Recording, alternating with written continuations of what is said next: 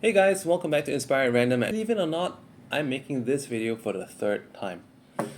This video is about, can you really outgrow ADHD? Is ADHD something that you can grow out of? ADHD, of course, is attention hyperdeficit disorder, and it's something that I have. I've quantified myself through a TOVA test, and these are my results. I actually scored like minus 7.65 on the TOVA test. And besides ADHD, I actually have Asperger's syndrome as well. But at the same time, I've been able to get off Ritalin for quite some time now. It's been years, 4 years since I got off Ritalin. I would think that in the last 2 years especially, I've been able to function at a very high level of performance or mental performance, work performance, etc. without Ritalin. I would actually admit that out of the 4 years that I got off Ritalin, there were times when I felt that I would have done better with it. I'm making this video with different people in mind. I could be addressing people who have ADHD, although I know that you might click off at some point because of the way ADHD people are. But at the same time, that's not really my concern, because I know that other than ADHD people watching this video, there will also be next of kins, such as girlfriend, boyfriends, caregivers, parents that are watching this as well, because they want to find out whether their mate, their child, someone that they know can get out of ADHD. I want to share with you various ways that helped me get out of ADHD to outgrow it per se. Outgrowing ADHD, you can just do a search on Google, and Google will probably tell you that new studies find that you cannot so-called outgrow ADHD. You can it gets better with age for most people, but not everyone. And the reason what I think about that is that your lifestyle objectives, your goals, your day-to-day life, your challenges really determine whether you're in a position that you can outgrow ADHD or not. Okay, let me start with something that might engage you, I hope. A friend of mine with ADHD and Asperger's syndrome, a few years older than me, he lives the laptop lifestyle, digital nomad, and then, well, basically jet sets around the world, does a lot of cool extreme stuff. But at the same time, recently came to me because he has been repeatedly having problems with women, and despite his various achievements, women ultimately find him needy and unattractive. And he finally felt that it could be because of his ADHD nature. I was like, well, yes. And he was like, oh shit, what can I do about it? I told him a couple of things. Like, alright, before anything else, I know myself and my friend and many ADHD people that I know, we love watching things in times 2, at least 1.75 speed. It could be YouTube, could TikTok, watch the fucking videos in like 1.75 or 2x. But the problem with that is that he does not retain the information as much as he wants to do it fast. He does it fast but retains. And then when I tell him that, what's your problem? I've already told you that the last time.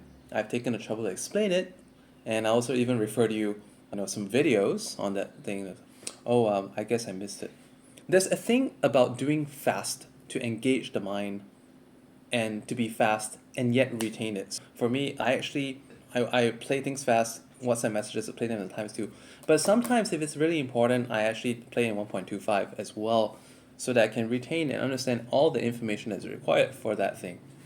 Being very present is one of the points that I next want to get to.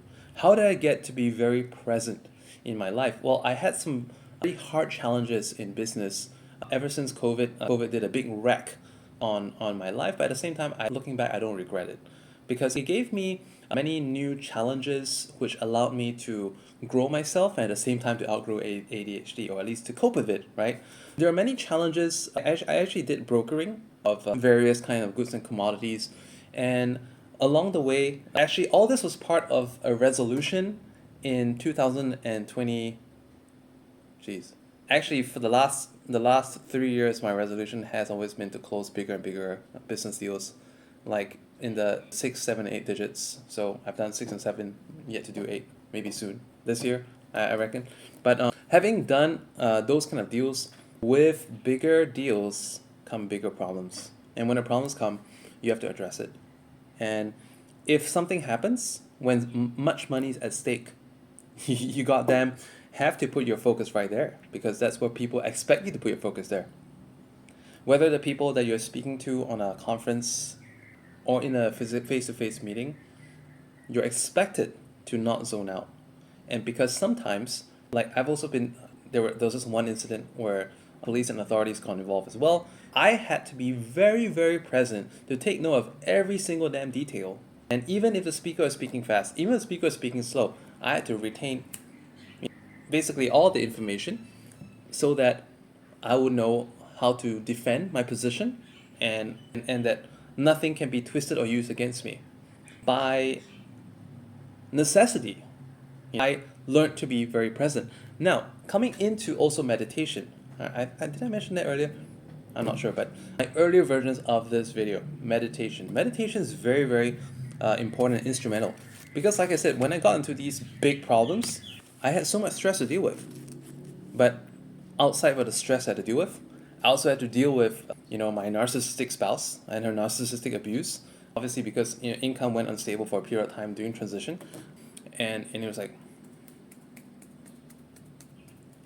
I had to deal with all this work shit, and the deals that had problems, and I also had to find deals to make money, and then to deal with the abuse, and to deal with kids' demands for parents' attention, focus, assistance in schoolwork, etc. So it's a lot to deal with, and there were many points of breaking down. I suppose if not for meditation, I would not have been able to get through it.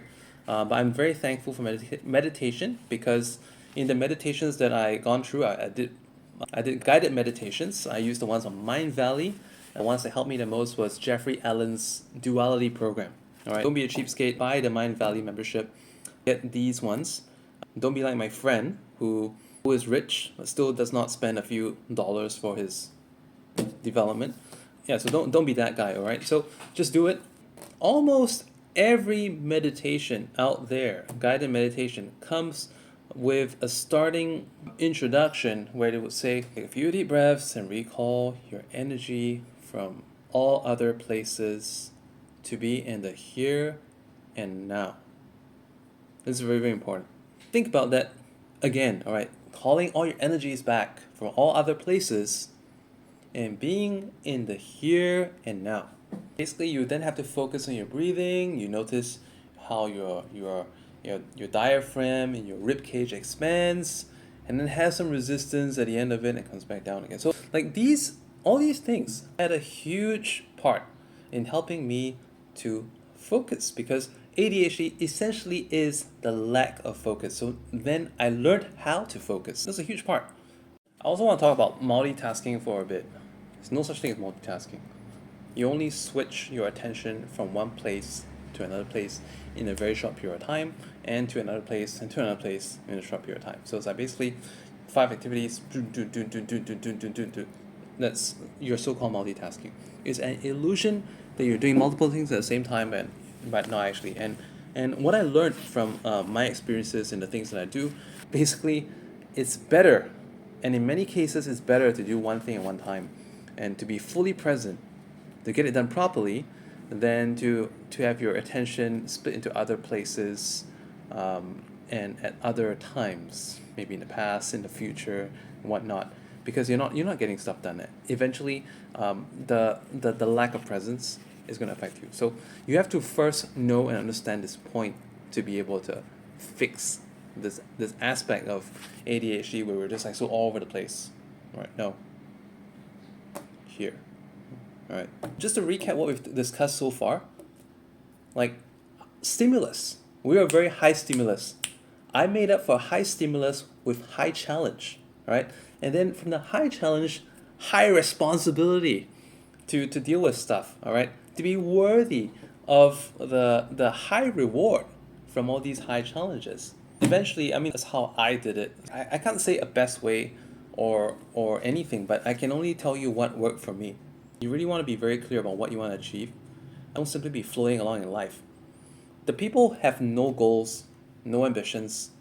Sometimes it could be because you've already hit a big milestone in your life, and when there's nothing to focus on for a period of time, You just kind of regress into passive scroller, and your life becomes your objective just to do stuff that you notice on Instagram that look cool, and that's not really a fulfilling life. But you want to have big dreams, apply your ability and your obsession for stimulus toward big goals, big dreams, and then you would really come to terms with ADHD.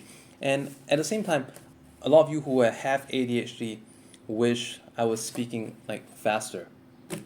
But this is actually one of the aspects. Last point, right? Like speaking at a slower pace, I was actually making a point to be coherent to other people and myself. Because this friend, he also asked me like, why do you think these girls aren't interested in me? I make a good income, nice clothes, got a nice car, I do all cool things, but these girls are so ordinary in their backgrounds. Why are they not interested in me? So apart from the fact that he's needy, he speaks like a fucking bullet train. I was like, have you tried listening to yourself? Does it sound charming to you in any way? Does it sound charming? Number one. Number two, can they catch what you're saying? Can they process as fast as you? These are neurotypicals, you're ASP, and you also have ADHD. They're not the same. And yet, you're going after their attention. What do you expect? Right? I hope that this video has been able to help you. And as you can see, I fidget too, right? I fidget too. So I hope this video has been able to help you, and let me know how you feel about this. Just drop your comments down below this video. Give me a like and a subscribe to this channel. It means a lot to me. Thank you so much. Inspire at random.